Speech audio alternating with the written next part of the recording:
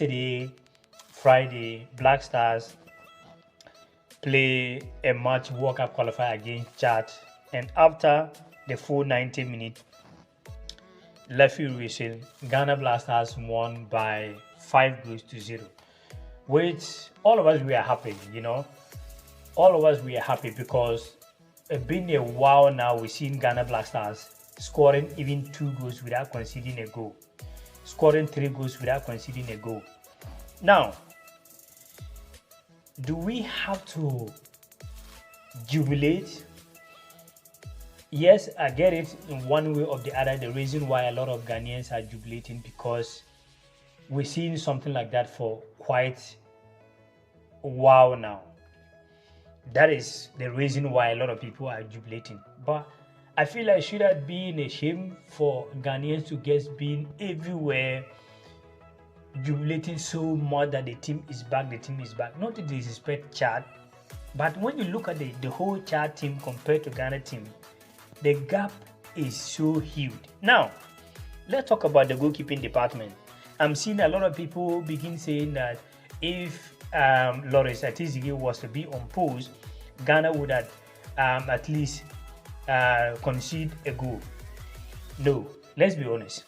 One, I feel like the main reason why the local goalkeeper Benjamin Asare was in the post, I feel like yes, Otuado is a very smart coach, and we have a lot of the technical team. They feel like okay, we are playing the game in Accra, so why don't try go for Benjamin Asare, who playing for Ghana Premier League and has, when we put him, at least we're going to get massive support from people around, from the local people, because they're going to feel like, okay, our player in Black Stars, even though if we are not going to support the Black Stars because of our player, we are going to support. So it was a very smart move. Even if Ghana wasn't having a goalkeeper in the post, I don't think that the child would have even gotten a goal. If you watch the game full 90 minutes, how many goals, how many shot target the Chad national team they play? Check it by yourself. So even if there was whoever in the post, the same thing would have happened. Not to say maybe Benjamin Asare is a bad goalkeeper. No, he's not. But the reality is he wasn't there because he's so much better than Atizigi and Walcott. But I feel like he was choosing to be there just to gain support from a lot of Ghanaians because he's a local player and that is his place. Putting that aside, when I check something that I observe of the game as well, I feel like Mohamed Kudus, when your day is not your day, you just need to understand. There was at some point Mohamed Kudus was running with Anyaki William. With that ball, Mohamed Kudus was supposed to pass that ball to Anyaki William, and that could have been Anyaki William would have getting 2 goals on the game. With Mohamed Kudus go on the left-hand side, and he couldn't able to score that goal. With where Anyaki William was very clear, no one was there. So if like Kudus was able to pass the ball to Anyaki William would have scored in that.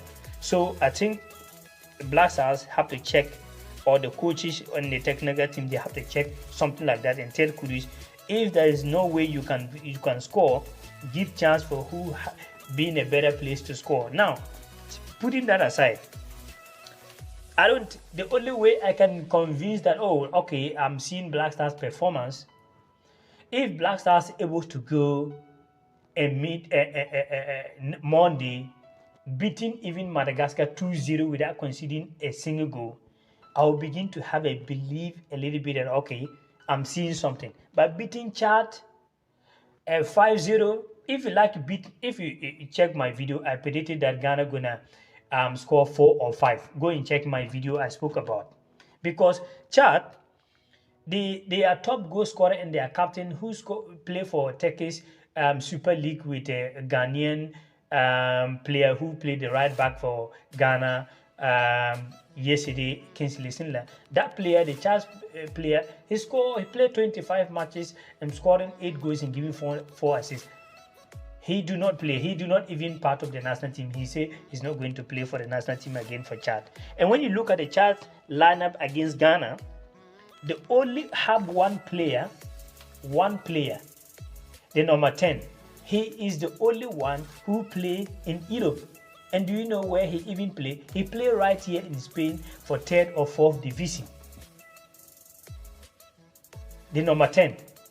And he is their star man, because among of all the players, they are looking up to him. Why? Because he play outside the country, Chad. He play right here in this country, right here in Spain, 3rd or 4th division. But when you look at Ghana players, how many? We have 11 players in the field. Out of these 11 players, you will have almost about 5 players who wasn't born in Ghana. We have 5 players in Ghana first 11. They was born in Europe, they grew in Europe, they understand a lot of things when you talk about football. Now, when you check off defenders, we have 2 players that was born in Europe.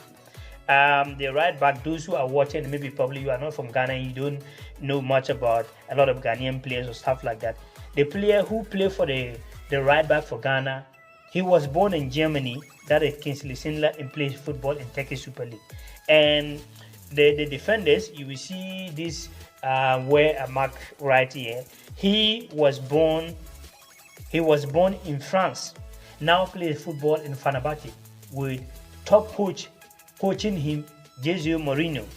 Now, when you come to the striking department, all the strikers that play today for Ghana, none of them was born in Ghana. Anyaki William was born in Spain. Antoine Semenyo was born in England. Jordan Ayew was born in France. And all these are professional players who play for top North League. So when you use the Ghana Black Stars first 11 compared to the Chad team, I feel like even Chad team, they deserve some credit, because if it was some team out there would have scored this team, this Chad team more than 7 goals.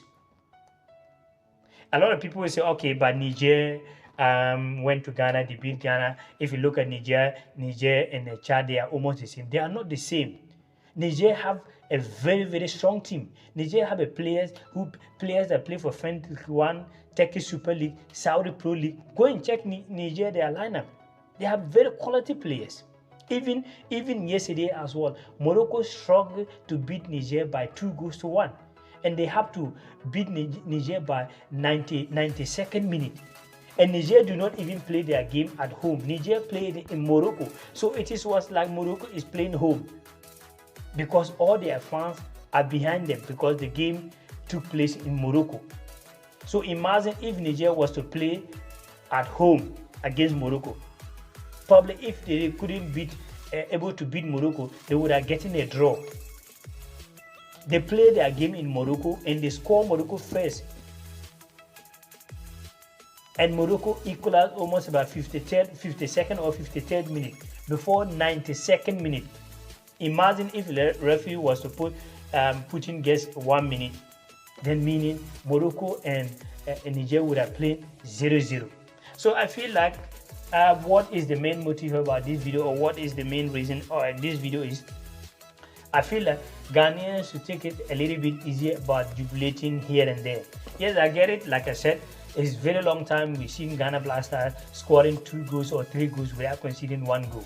Wait, a lot of people see that for a very long time, for 5-0. But this is not a match. Everyone predicted out there that Ghana will score Chad more than 3 goals. I can tell you that 90% of Ghanaians predicted that. Because everybody know that when they come to the Chad team, they are not strong. So I'm not, but not to take away of the Black Stars performance as well. Congratulations to all the management team, the Black Stars players.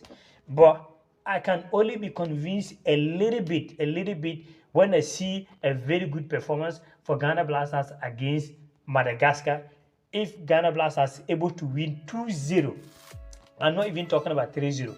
If they're able to beat Madagascar 2-0 without conceding a single goal, that's the only way I will begin to have a belief a little bit about this Ghana Black Stars team. But in all, yeah, it was a good job. If they didn't win, a lot of people will also talk about it. So far as they able to they won the game, we have to congratulate the team. But I don't think that it should be something that a lot of Ghanaians should be in social media, um, and, and like we beat Brazil or Germany or Italy or maybe France. There's still a long way to go. What do you think? Let me know what you think on the comments.